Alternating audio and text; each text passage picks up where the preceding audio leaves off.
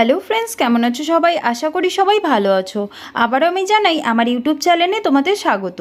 বন্ধুরা, আবারও একটি নতুন এবং লেটেস্ট ভ্যাকেন্সির নোটিফিকেশান নিয়ে চলে এসেছি, যেটি হলো গ্রাম পঞ্চায়েতের তরফ থেকে। বন্ধুরা, তোমরা তো বাড়িতেই বসে আছো, তোমাদের কাছে কোনো প্রকার গভর্নমেন্ট জব বা প্রাইভেট জব নেই, তাহলে আজকের ভিডিওটি তোমাদের জন্য লাভনীয় হতে চলেছে।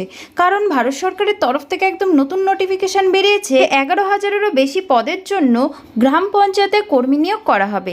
তাতে ভারতের যে কোনো রাজ্য, যে কোনো জেলা থেকেই তোমরা আবেদন করতে পারবে। কোনো প্রকার পরীক্ষা হবে না, সরাসরি নিয়োগ করা হবে। শুধুমাত্র তোমাদের অষ্টম, দশম বা দ্বাদশ পাস করতে হবে, তাহলে এখানে ছেলে ও মেয়ে উভয়ই আবেদন করতে পারবে। তো বন্ধুরা, তোমরা যদি এখানে চাও ফর্ম ফিল আপ করতে, তাহলে অবশ্যই ফর্ম ফিল আপ করতে পারো।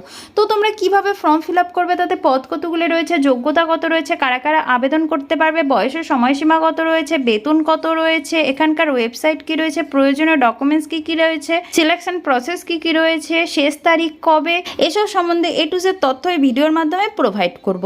তাহলে চলো সোজা নোটিফিকেশনে চলে যাই। আর তোমাদের ভিডিওটি শুরু থেকে শেষ পর্যন্ত দেখতে হবে। যারা আমার চ্যানেলটিকে এখনো পর্যন্ত সাবস্ক্রাইব করেনি, তারা অবশ্যই আমার চ্যানেলটিকে সাবস্ক্রাইব করে একটি লাইক করে দেবে, যাতে এরকম নতুন নতুন ভিডিও আমি সবার প্রথমে তোমাদের সামনে নিয়ে আসতে পারি। তাহলে চলো সোজা নোটিফিকেশনে চলে যাই। তো আমরা অফিসিয়ালি নোটিফিকেশনে চলে এসেছি। তোমরা দেখতে পাচ্ছ গ্রাম পঞ্চায়েত নিয়োগ 2026। তো এটি রয়েছে WB পঞ্চায়েত রিকোয়ারমেন্ট ম্যানেজমেন্ট সিস্টেমের তরফ থেকে এই রিকোয়ারমেন্টটি বেরিয়েছে। তো বন্ধুরা, আজ আমি তোমাদের এখানে বলে দিচ্ছি ফর্ম কিভাবে ফিল আপ করবে, এখানকার ওয়েবসাইট কি রয়েছে, সিলেকশন প্রসেস কি কি রয়েছে, প্রয়োজনীয় ডকুমেন্টস কি কি লাগছে, যোগ্যতা কত রয়েছে, বেতন কত রয়েছে, কি কি পদ রয়েছে এবং পদের সংখ্যা কত রয়েছে, এখানে কারা কারা আবেদন করতে পারবে, শেষ তারিখ কবে, এসব সম্বন্ধে খুব সাধারণভাবে স্টেপ বাই স্টেপ তোমাদের বলে দেবো, যাতে তোমাদের ফর্ম ফিল আপ করতে কোনো অসুবিধা না হয় এবং তোমরা খুব সহজেই বুঝতে পারো। অল ইন্ডিয়া জব, তো এটি রয়েছে ভারতের যে কোনো রাজ্য, যে কোনো জেলা থেকে এখানে আবেদন শুরু হয়েছে। ছেলে ও মেয়ে উভয় এখানে আবেদন করতে পারবে। গ্রাম পঞ্চায়েত দপ্তর 2026 সালের জন্য বড় নিয়োগের সম্ভাবনা তৈরি হয়েছে। বিভিন্ন পদ যেমন সহায়ক, ক্লার্ক ও অ্যাসিস্ট্যান্ট সহ প্রায় 11,000টি শূন্য পদে নিয়োগ করা হবে। সারা ভারত থেকে প্রার্থীরা আবেদন করতে পারবে। তো এখানে বলে দিয়েছে তোমাদের সহকারী, ক্লার্ক ও অ্যাসিস্ট্যান্টের জন্য এখানে নিয়োগ করা হচ্ছে, যেখানে তোমাদের পদ সংখ্যা রয়েছে 11,000-এরও বেশি। এখানে সারা ভারত থেকে প্রার্থীরা আবেদন করতে পারবে।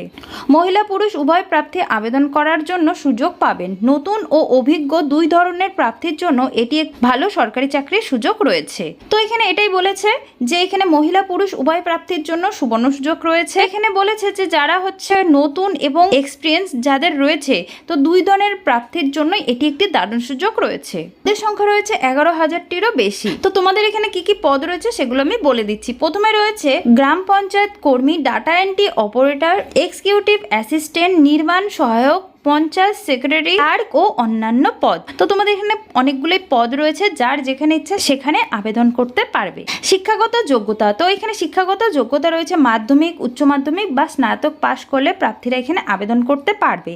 আর যারা কম্পিউটার জ্ঞান আছে তারা অবশ্যই সবার আগে অগ্রাধিকার পাবে। বয়সের সময়সীমা, এখানে ন্যূনতম বয়স রয়েছে 18 বছর, সর্বোচ্চ বয়স রয়েছে 40 বছর। সংরক্ষিত শ্রেণীদের জন্য সরকারি নিয়ম অনুযায়ী বয়সের ছাড় থাকবে, যেমন SC, ST, OBC প্রার্থীদের জন্য বয়সের ছাড় থাকছে। মাসিক বেতন, তো তোমাদের এখানে প্রায় 30,000 থেকে 40,000 পর্যন্ত বেতন রয়েছে, কিন্তু তোমাদের পদ অনুযায়ী ভিন্ন হতে পারে এই বেতনের সংখ্যা। তার সাথে তোমাদের DA, HRA ও অন্যান্য সরকারি ভাতা অবশ্যই তোমাদের থাকবে। আবেদনের এলাকা, অল ইন্ডিয়া এলিজেবল, মানে যে কোনো রাজ্য, যে কোনো জেলা থেকে এখানে আবেদন করা যাচ্ছে। মহিলা পুরুষ উভয় আবেদন করতে পারবে। ফ্রেশার প্রার্থীদের জন্য এখানে আবেদনযোগ্য। নির্বাচন প্রক্রিয়া, তো তোমাদের এখানে স্কিল টেস্টের মাধ্যমে যদি প্রযোজ্য হয় তাহলে অবশ্যই হবে স্কিল টেস্ট। তার সাথে থাকবে তোমাদের ডকুমেন্টস ভেরিফিকেশন এবং সবার শেষে থাকবে তোমাদের মেরিট লিস্ট। তো এই 3 ধাপ অনুযায়ী তোমাদের সিলেকশন করা হচ্ছে। গুরুত্বপূর্ণ তারিখ, তো এখানে রেজিস্ট্রেশন শুরু হয়েছে 10ই জুন 2026-এ রেজিস্ট্রেশন শুরু হয়েছে। যারা অনলাইনে ফর্ম ফিল আপ করতে চাও অলরেডি শুরু হয়ে গেছে। তো তোমরা যদি চাও আবেদনটি করতে পারো এবং শেষ তারিখ এখনো পর্যন্ত প্রকাশ হয়নি। তো অবশ্যই তোমরা আজকে গিয়ে আবেদনটি করে ফেলো, কারণ এখানে যখন তখন তোমাদের এই ওয়েবসাইটটি বন্ধ হয়ে যেতে পারে। তো অবশ্যই অফিসিয়ালি ওয়েবসাইটটি চেক করো, যে আবেদনের লাস্ট ডেট কবে। আবেদন করার পদ্ধতি, প্রথমে তোমাদের অফিসিয়ালি ওয়েবসাইটটিতে প্রবেশ করতে হবে, রেজিস্ট্রেশন সম্পূর্ণ করতে হবে, প্রয়োজনীয় যে তথ্য রয়েছে সেই তথ্য প্লাস ডকুমেন্টস আপলোড করতে হবে, তার সাথে আবেদন ফিস প্রদান করতে হবে। আগে তোমরা দেখে নেবে যে আবেদন ফিস লাগছে কিনা, তারপরে প্রদান করবে, না হলে তোমাদের কোনো প্রকার আবেদন ফিস লাগছে না, শুধুমাত্র ক্যাফে চার্জ লাগবে। তারপর ফর্মটি সাবমিট করে ভবিষ্যতের জন্য প্রিন্ট আউট করে এক কপি নিজের কাছে রেখে দেবে।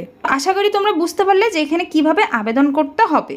অফিসিয়ালি ওয়েবসাইটটি এখানে দিয়ে দিয়েছি, তো এখান থেকে যার যা যা তথ্য জানার এখান থেকে জানতে পারবে এবং তোমরা এখান থেকে আবেদনটি করতে পারবে। প্রয়োজনীয় ডকুমেন্টস, তো এখানে কি কি প্রয়োজনীয় ডকুমেন্টস লাগছে, শিক্ষাগত যোগ্যতার সার্টিফিকেট, আধার কার্ড, পরিচয়পত্র যা যা রয়েছে যেমন প্যান কার্ড, ভোটার কার্ড এগুলো অবশ্যই লাগবে, পাসপোর্ট সাইজের ছবি ও নিজের স্বাক্ষর লাগবে, তার সাথে থাকবে তোমাদের কাস্ট সার্টিফিকেট যদি প্রযোজ্য হয়, যেমন SC ST OBCদের জন্য অবশ্যই প্রযোজ্য রয়েছে। সরকারি চাকরি প্রার্থীদের জন্য এটি একটি বড় সুযোগ, তাই দেরি না করে অফিসিয়ালি নোটিফিকেশন প্রকাশ হলে দ্রুত আবেদন করুন। তো বন্ধু, তোমাদের জন্য এটি একটি বড় সুযোগ রয়েছে, হাতছাড়া করো না, আজই গিয়ে আবেদনটি করে ফেলো। আমি আশা করি তোমাদের বুঝাতে পারলাম যেখানে প্রয়োজনীয় ডকুমেন্টস কি কি লাগছে, সিলেকশন প্রসেস কি কি রয়েছে, বয়সের সময়সীমা কত রয়েছে, কারা কারা আবেদন করতে পারবে, কিভাবে আবেদন করবে, ওয়েবসাইট কি রয়েছে, এসব সম্বন্ধে আশা করি তোমরা বুঝতেও পেরেছো।